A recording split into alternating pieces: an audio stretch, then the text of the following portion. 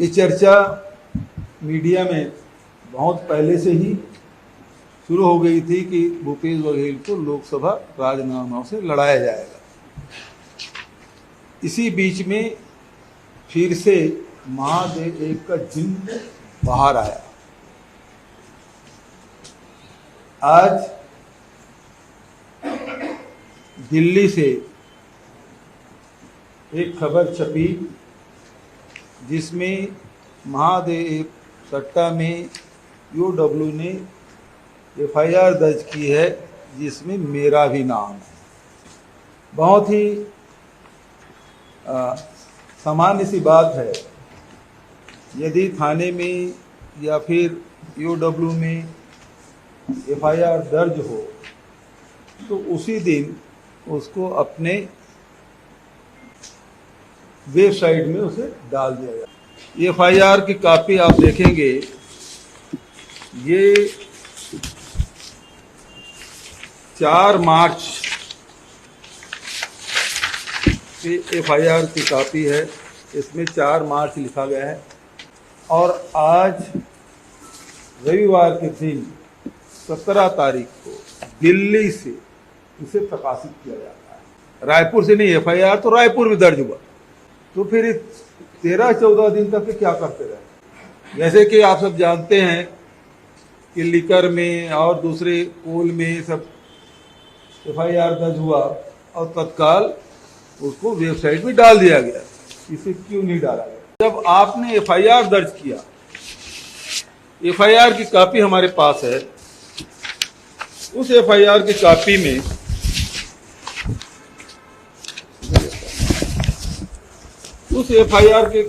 आप देखेंगे कि 6वें नंबर पे मेरा नाम लिखा हुआ है और इसमें जो धाराएं लगी है 120B, 34, 406, 420, 467, 468, 471 ये इसमें दर्ज। दूसरी बात यह है कि इसमें जितने महादेव के प्रमोटर और दूसरे लोगों का नाम इसमें उल्लेखित है, लेकिन आप ये जो बॉक्स में आप नाम पढ़ेंगे तो इसमें महादेव बुक ऐप के प्रमोटर द्वारा ऑनलाइन बेटिंग ऐप के इस आपराधिक कृत्य के विरुद्ध वैधानिक कार्रवाई को रोकने के लिए विभिन्न पुलिस व प्रशासनिक अधिकारीगण तथा प्रभावशाली राजनीतिक व्यक्तियों का संरक्षण प्राप्त किया गया, जिसके एवज में उन्हें नियमित तौर पर प्रोटेक्शन मनी के रूप में भारी राशि दी गई। इसमें कहीं भी मेरे नाम का उल्लेख नहीं है। इस पूरे जो एफआईआर कॉपी है उसमें कहीं मेरा नाम नहीं है, बल्कि ऊपर में आप देखेंगे तो उसमें शुभम सोनी का नाम है, रवि उप्पल का नाम है, सौरभ चंद्राकर का नाम है, अनिल कुमार का नाम है, लेकिन इसमें कहीं और दूसरे नाम नहीं है। ये विशुद्ध रूप से ये राजनीतिक एफआईआर है। जबरन मेरा नाम डाला गया है, दबाव पूर्वक डाला गया है और इससे स्पष्ट हो जाता है कि ये राजनीतिक प्रतिशोध के चलते ये एफआईआर किया गया। कि गूगल को हमने ही लिखा था कि इसको महादेव को बंद किया जाए, तो हमारे निवेदन पे बंद किया गया, लेकिन बहुत सारे और जो बैटिंग ऐप मतलब इस ऐप में वो दूसरे और उसमें लगातार इसको चलाया जा रहा है। आज भी महादेव सट्टा बंद नहीं है।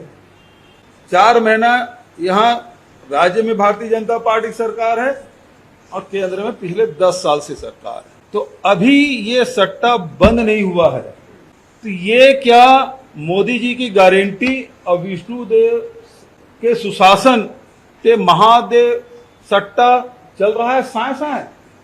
मोदी जी की सुशासन, मोदी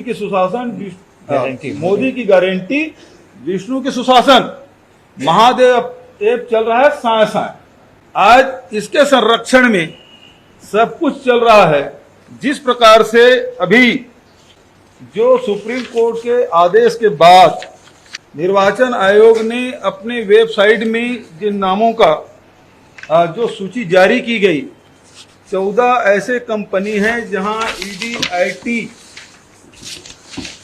के जांच के बाद सत्ता पक्ष के खाते में पैसा डाला गया। वो तारीख भी आप सब जानते हैं, आप सबके पास है। हालांकि कितने लोग चला रहे हैं, कितने लोग नहीं चला रहे हैं, वो अलग बात है, लेकिन ये सारी सूची आपके पास है। और मजेदार बात ये है कि भारतीय जनता पार्टी को सबसे ज्यादा चंदा देने वाला कोई है तो सट्टेबाज ही है। क्या नाम है उसका भाई? Future gaming and hotel service. Future gaming and hotel services.